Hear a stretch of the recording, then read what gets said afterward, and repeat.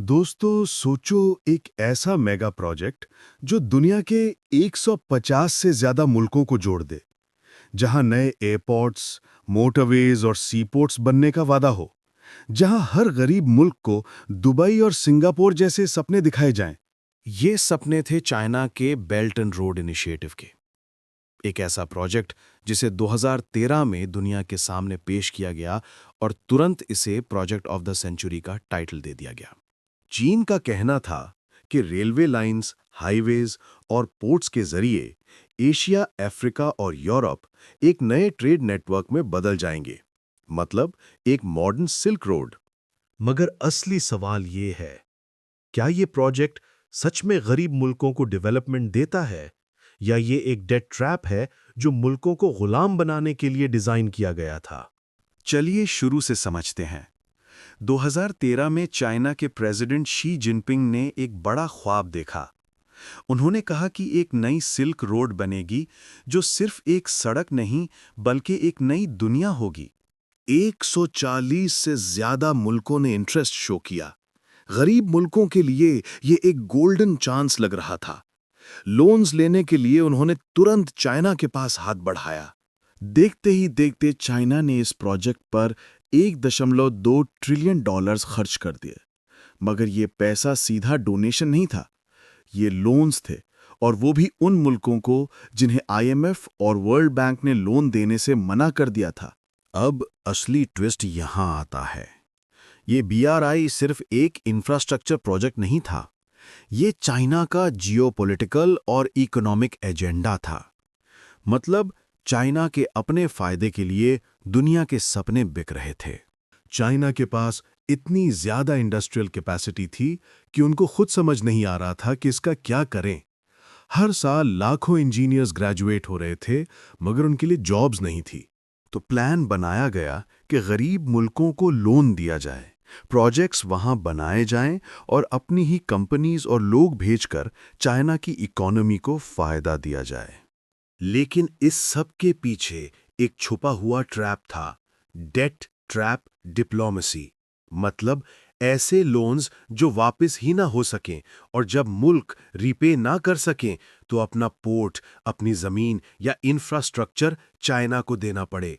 नाजरीन, belt and road initiative का सबसे बड़ा और खतरनाक पहलू था डेट ट्रैप डिप्लोमेसी, यानी कर्ज के ऐसे जाल जिसमें फंसकर मुल्क अपना फ्यूचर खो देते हैं। सबसे बड़ी मिसाल है श्रीलंका।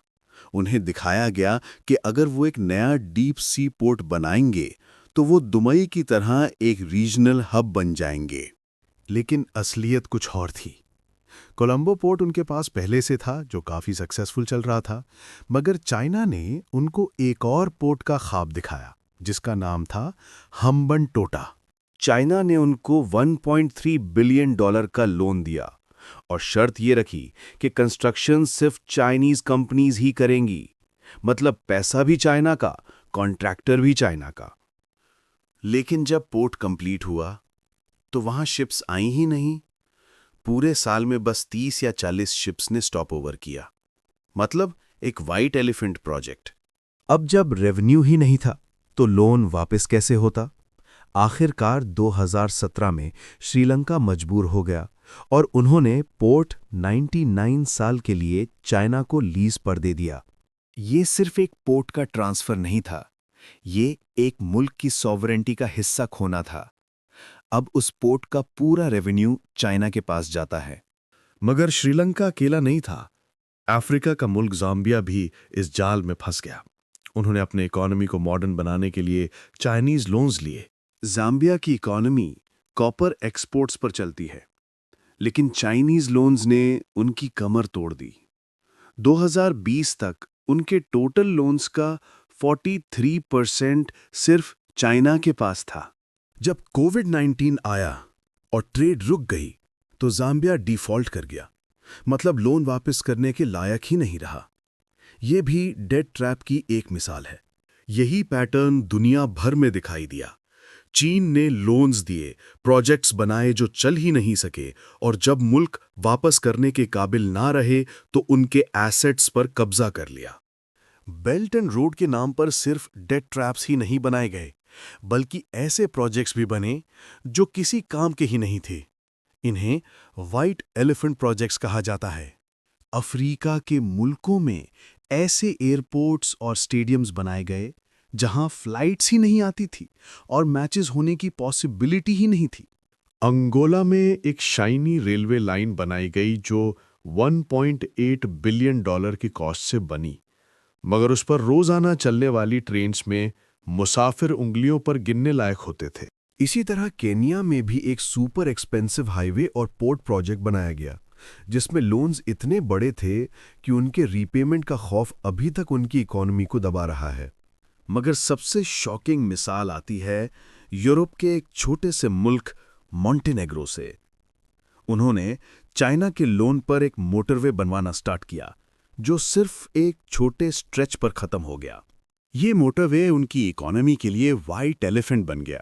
उन्होंने लोन लिया, कंस्ट्रक्शन की, मगर प्रोजेक्ट कंप्लीट ही नहीं हुआ। और अब उनकी जीडीपी का बड़ा हिस्सा सिर्फ इस लोन की वजह से खत्म हो रहा है। व्हाइट एलिफेंट प्रोजेक्ट्स का पैटर्न सिंपल है। चाइना लोन्स देता है, लोकल पॉलिटिशियंस को शाइनी डेवलपमेंट का सपना दिखाता है, मगर असली फायदा उनकी कंपनीज और उनके इंजीनियर्स को होता है। अफ्रीका के मुल्क इथियोपिया में एक मॉडर्न एयरपोर्ट बनाया गया जहां फ्लाइट्स आती ही नहीं। उसको बनाने में बिलियंस खर्च हुए, मगर अब वो बस एक घोस्ट इंफ्रास्ट्रक्चर बनकर खड़ा है। इस तरह के प्रोजेक्ट्स को सिर्फ एक नाम दिया जा सकता है, व्हाइट एलिफेंट। बड़ा, महंगा, मगर बेकार। और सबसे बड़ा नुकसान ये होता है कि उनके लोन्स मुल्कों के गर्दन पर बोझ बनकर चिपक जाते हैं। मॉन्टेनेग्रो ने यूरोप के बीच लोन लिया और अब वो भी आईएमएफ और ईयू से हेल्प मांग रहे हैं। मतलब एक प्रोजेक्ट ने उनकी सॉवरेनिटी को चैलेंज कर दिया। दोस्तों, सोचो जरा कि बेल्ट एंड रोड के जरिए सिर्फ डेवलपमेंट के नाम पर मुल्कों के ऊपर एक इनविजिबल चेन डाली गई, और उस चेन का रंग था लाल। दोस्तों, अब बात करते हैं पाकिस्तान की, जिस मुल्क को बेल्ट एंड रोड का सबसे बड़ा जूल कहा गया।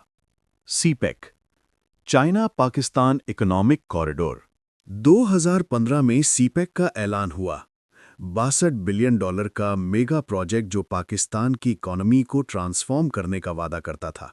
लोगों को कहा गया कि गवादर दुबई बनेगा, हाईवेज बनेंगे, पावर प्लांट्स बनेंगे और पाकिस्तान का हर शहर रोशन हो जाएगा।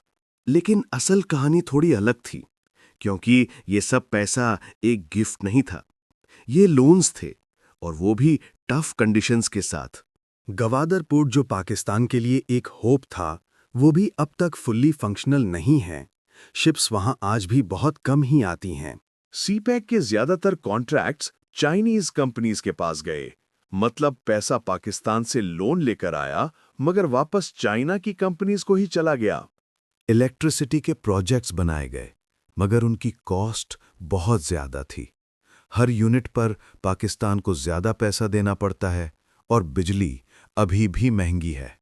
सीपैक के हाईवे जरूर बने, मगर उनका रेवेन्यू इतना नहीं है कि लोन्स को कवर कर सकें।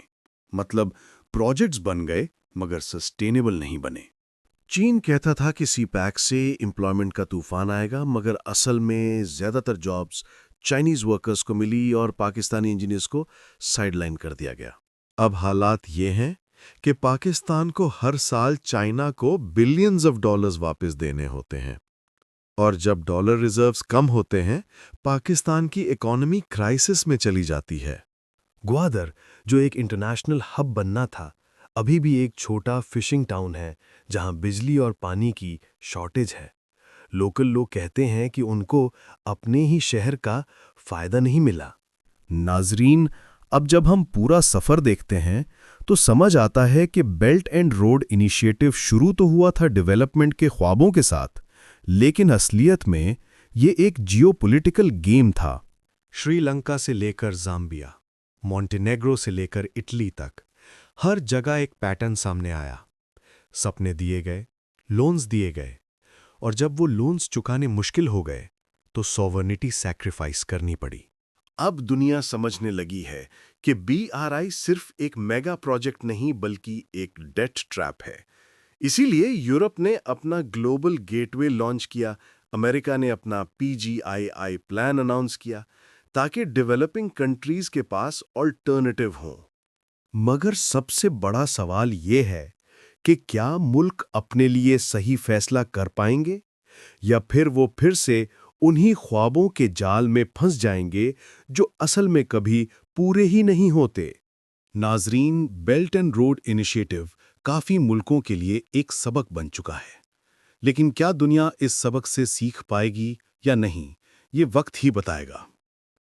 तब तक के लिए मैं आपसे इजाजत चाहता हूं। अगर आपको ये कहानी पसंद आई तो वीडियो को लाइक करें, शेयर करें और चैनल को सब्सक्राइब करना ना भूलिए। शुक्रिया।